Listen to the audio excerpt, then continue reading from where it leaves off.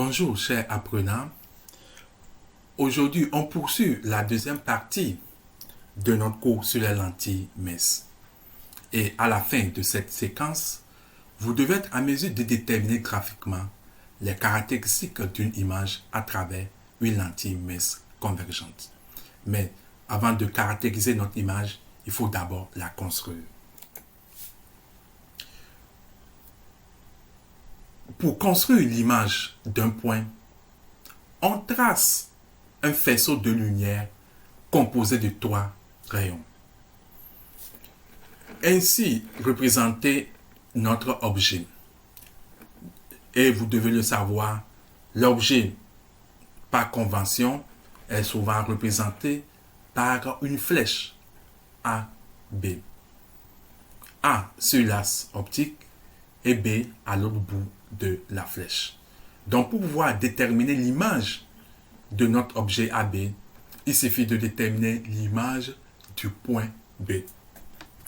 Et une fois l'image du point B déterminée, on peut aisément retrouver l'image du point A parce que A'B' doit être perpendiculaire à l'axe optique principal. Revenons sur notre faisceau de lumière. Si nous prenons le premier rayon, c'est le rayon passant par le centre optique et passant par B, puisque nous voulons ici déterminer quoi? L'image du point B. Le second rayon, c'est le rayon passant par le foyer objet. Et ce rayon émerge en restant parallèle à l'axe optique. Le troisième rayon, c'est le rayon parallèle à l'axe optique.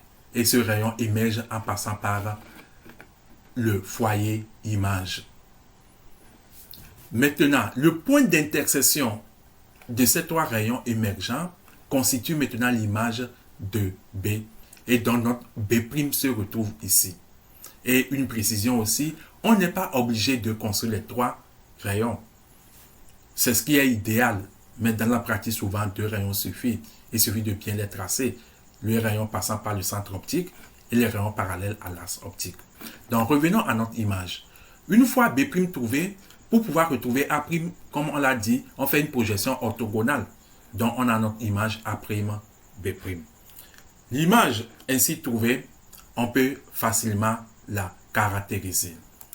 Donc, caractériser ou donner la caractéristique d'une image, c'est d'indiquer la nature de l'image, si cette image est réelle ou virtuelle, de préciser le sens de l'image par rapport à l'objet, si elle est droite ou renversée, de situer la position de l'image par rapport à la lentille, donc de voir à quelle distance notre image s'est formée par rapport à la lentille, et enfin de comparer la grandeur de l'image à celle de l'objet, de voir si l'image est plus grande ou plus petite que l'objet.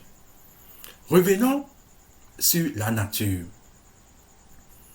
Et parlant de nature, nous avons parlé de réel ou virtuel. Prenons le cas d'un objet. Quand dit-on qu'un objet est réel? Donc si nous prenons notre exemple ici, un objet est dit réel si l'objet se situe du côté où arrive la lumière. Et dans ce cas précis, si l'objet se situe à gauche de la lentille ou devant la lentille. Dans cette position là où se trouve la lumière, c'est encore devant la lentille. En ce moment, notre objet est réel. Et l'objet est virtuel s'il se retrouve à droite de la lentille ou derrière la lentille. Parlons maintenant de l'image. Une image est dite réelle si elle se forme derrière la lentille ou à droite de la lentille. Pourquoi? Parce que c'est derrière la lentille qu'on place un écran et si l'image se forme sur l'écran, alors cette image est réelle. Par contre, si l'image ne peut pas se former sur l'écran, si l'image se forme devant la lentille ou à gauche de la lentille, cette image est dite virtuelle. Maintenant, nous allons prendre quelques exemples.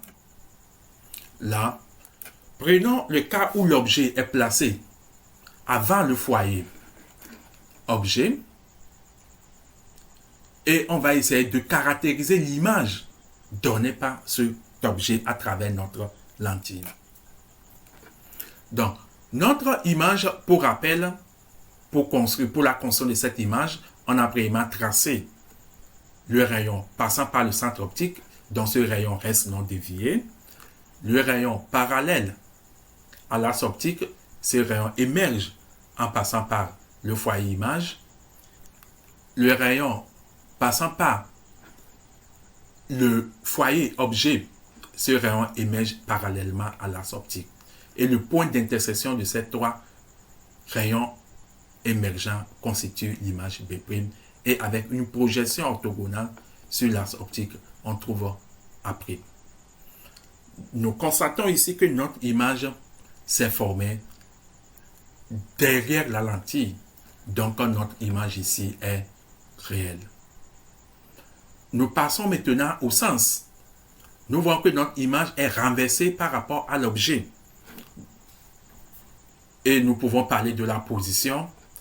Là, il suffit qu'on mesure la distance O A', alors nous avons la position de notre image et en dernière position, la taille.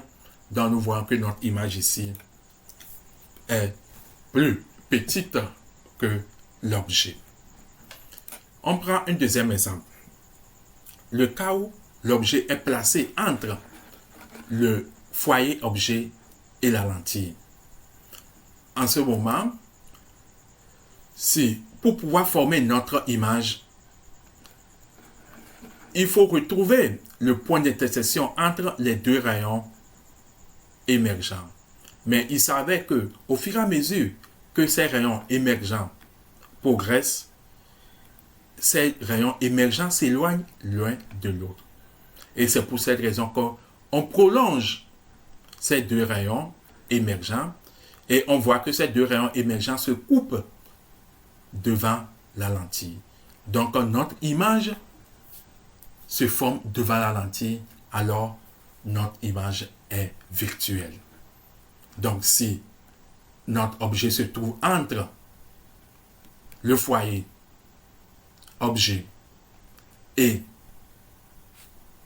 le centre optique ou la lentille, l'image qui est formée est une image virtuelle. Par rapport au sens, on voit que A'B' a le même sens que AB. Donc ici, l'image est droite. Parlons maintenant de la position. Il suffit qu'on mesure la distance O A', alors nous avons la position de notre image et enfin la taille. On voit bien ici que l'image est plus grande que l'objet. Et c'est ça le principe d'une loupe. Parce qu'une loupe a pour but d'agrandir l'image d'un objet. Prenons maintenant un objet qui se retrouve sur le foyer objet. Nous voyons que l'image se forme où, si nous prenons les deux rayons émergents, ces deux rayons émergents sont parallèles. Or, les physiciens, les mathématiciens nous ont dit quoi? Que deux rayons parallèles se coupent à l'infini. Donc, notre image se forme à l'infini. Et si nous prenons l'objet à l'infini, on voit ici que les deux rayons émergents se coupent dans le plan focal image. Donc, notre image se forme dans le plan focal image. Donc, si l'objet est à l'infini, l'image se forme dans le plan focal image ou l'objet se forme au foyer image. Nous sommes ainsi arrivés à la fin de cette séquence. On se retrouve à la prochaine pour pouvoir parler maintenant de la caractérisation par la méthode numérique. Merci. À la prochaine.